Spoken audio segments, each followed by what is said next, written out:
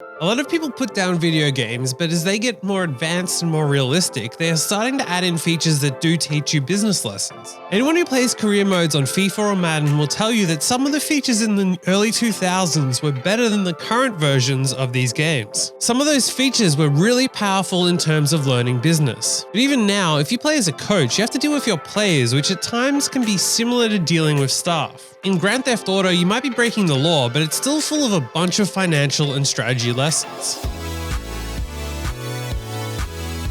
Video games teach you business skills, what FIFA, Madden, and GTA can teach you. My dad played FIFA and Madden when I was a kid, so at the age of 4, he already got me started playing both. Back in those days, the games were simplistic by today's standards and they didn't have the more in-depth career modes. However, by the 2000s, they started to add some pretty advanced business aspects into the games. I remember in Madden 2001 or 2002, somewhere around there, you could essentially create a brand new team, build new stadiums, new uniforms, relocate your team to another location, set merchandise and concession prices, and so on. Some of these changes had business impacts on the team. The location affected how many people could attend the game, ticket prices, merch and concession prices affected how much you would bring in terms of revenue. Then team performance also played into all of that as well. There are still some elements of these features today, however not necessarily the same amount, which has been a constant frustration of career mode players like myself, but oh well. In today's games, player profiles affect how much money the team brings in. In fact, you even get targets to sign different types of players, even from different locations to bring in new markets to support the team.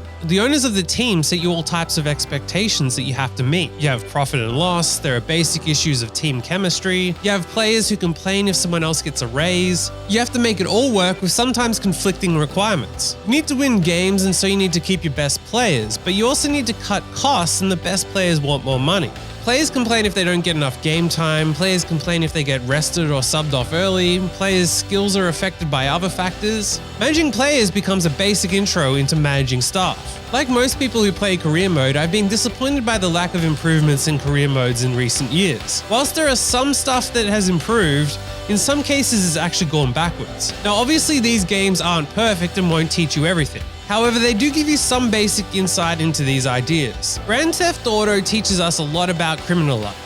Throughout the various games, there have been several elements to business involved as well, even to the extent of being able to literally buy businesses within the game. You learn about the basics of passive income and owning properties. In recent times, you can even buy stocks within the game. Some of the money is unrealistic, such as properties that get you more than 100% return with under a year of owning them, which is slightly better than the 5% rental yields on properties that is common here in the real world. Grand Theft Auto 5 is a pretty realistic scaled down version of LA. So if you've never been to LA before, driving around in Grand Theft Auto 5 will actually give you an idea of the basics of the key points and where they are. Obviously, the primary reason for playing video games is to have fun, but contrary to the narrative of the lazy video game players, there is some learning involved. Also, if you play these games in their online co-op style versions, then you are literally working on your teamwork skills. Another often forgot about lesson is the power of computer hardware. A video gamer will usually know a lot more about computers and streaming than the average person, which can be valuable lessons in a business, especially as the world moves to more Zoom meetings and working from home. Being able to troubleshoot why your hardware is not correct, understanding what drops in frame rates mean, knowing what the hertz on a screen means are all valuable in the real working world. Even understanding how to manage your internet traffic to optimize for gaming can then be applied to the same in business as well. As always, this is just food for thought and to help you to win arguments with people that think that gaming is not worthwhile. Let me know what you've learned from video games in the comments and enjoy gaming.